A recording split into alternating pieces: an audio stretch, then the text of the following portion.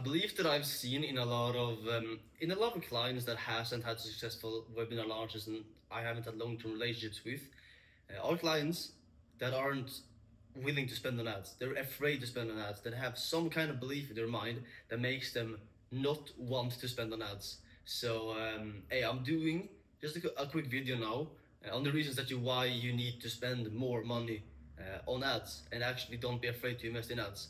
Now the first thing is, people that seem to, especially online coaches, they seem to have the belief that organic traffic is more stable than cold traffic. And I get kind of where that's coming from, because you have people, they have seen it, they have nurtured, and you have an audience that you're like comfortable with. The thing with cold though is you can decide whoever, like in the ad space, there is fucking like 2 billion people that you can target. And in organic, it's like 50K, 500K, something like that.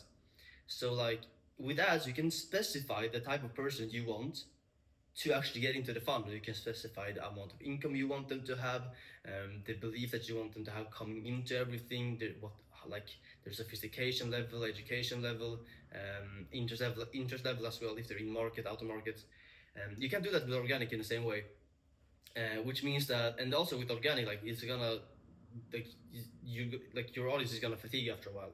With ads, you can keep running ads every single fucking week, until you've run out of people, which usually comes when you spend around 200-300K on ads every single month in ad spend, because you might need to reach like 100 million people for that to happen. So with ads, you can get much more stability. Like when we run webinars, our goal is always to ramp up a client to have weekly cold webinars, because you can't run weekly webinars on our organic audience without fatiguing it after like a month. In ads though, you can do that for long periods of time. We have had one client that has done weekly webinars since March. It's August now. That's like 4 or 5 months of every single week doing a webinar, and we have had no problems with like CPL rising. Obviously, if we have the same ads and we don't change them out, that happens. But if we keep changing out the ads and like using the same messaging but just doing new creatives, that doesn't happen. Like we have roughly the same CPL, same amount of leads, and yeah, we have a really good stability inside the offer. On the other hand, on organic offers that I'm doing on, like after the first webinar, which is an organic one that we usually do for clients, then like if we try it on another organic one, that one usually has much more worse stats, because the audience is already fatigued and has already like consumed that, and it just seems like you're trying to fucking sell to them.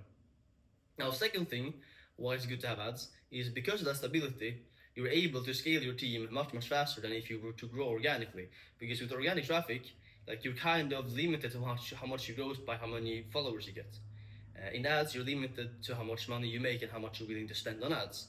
So if you just have a marketing and sales team that knows what the fuck you're doing, and so people that run your offer that know what they're doing, and you get consistently good returns, we usually recommend around the 4x ROAS, then you're going to keep growing with ads. Like it's gonna be like you're going to keep scaling, and as long as you work with people that knows what they're doing, then you're not really gonna have a lot of problems actually scaling up the offer, or like letting other people scale up your offer.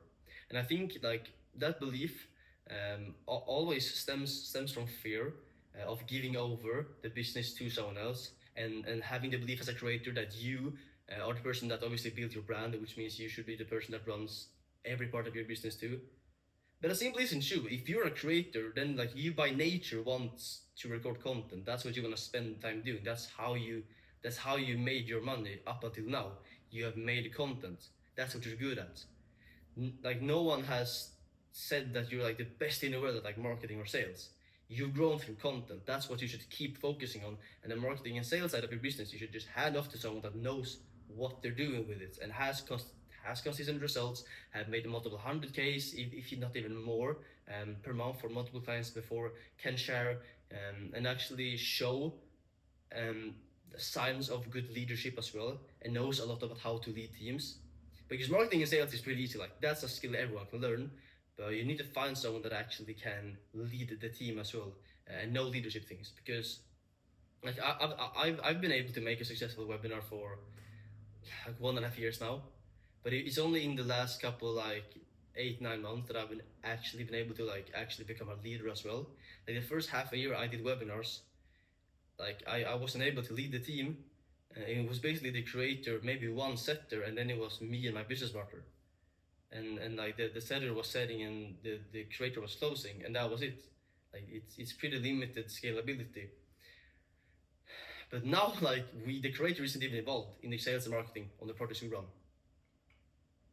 So I think that's one really important thing to mention as well, that if you're scared to spend on ads, just put your trust inside of the growth operators running your business, and actually putting trust in the financial model that they make as well.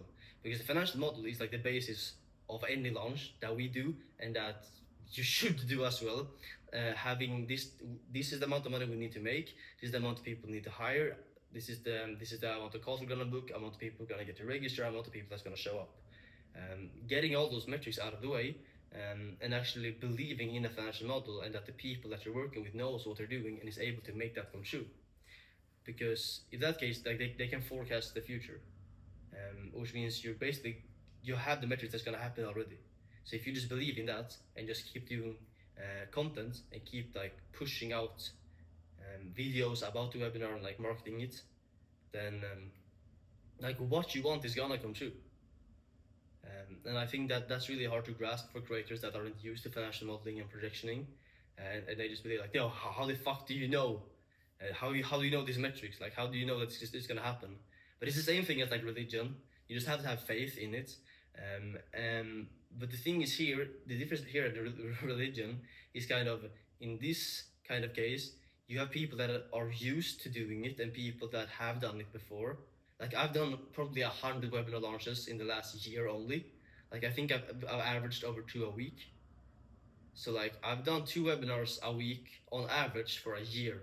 Like I know ins and outs of every single fucking thing of the webinar, how they should speak, the objections that we should handle, how we set up the objections, how the team should act, how the marketing sales should look, how the hiring should look, what qualifications question I should ask. Like I know all of these things. And I believe that if you just believe inside of the person you're working with in that way, it's gonna be much easier for you to actually start spending on ads. And I think one thing before I jump off is also good to talk about is to have a clear reinvestment strategy to actually spend on ads. We recommend 20-25%. Usually, we say you spend more on ads if you have more than 4x ROAS, which means by nature that 25% of what you make usually goes back into ads. So if we have more than 4x ROAS, we spend that extra amount back in ads. Sometimes we do it more aggressively, sometimes we have like 40-50%, depending on the creator's profits as well and how much they actually give a fuck, because if they already make money and just want to grow this kind of projects and don't really care about making personal money themselves for a couple months, then we can usually scale it faster. That's when we get the 100k amount in like 30-40 days. And yeah, I think that if you just have a reinvestment strategy already clear from the beginning, and you know that I'm gonna put this amount back into ads, then if the launch goes as planned, then you already know what to put in ads and you already have those expectations, and what you need to do with this becomes much easier than if you just say, you know what, let me take this 20k I already have and let's put 10k of it into ads. And you're like, what the fuck? You took half the money I had in my account. But if you already knew that before and you had discussed our investment strategy with the people running your offer, then you know, here's a 10k that I should be putting into ads. And it becomes a much better expectation in your mind. So, short, how you mention this, like how you summarize this, is don't be afraid to spend into ads. Trust in the people that are running your offer, believe in the financial model, and have a clear investment strategy so you already know going into the month how much you're gonna be spending on ads. So, that's it.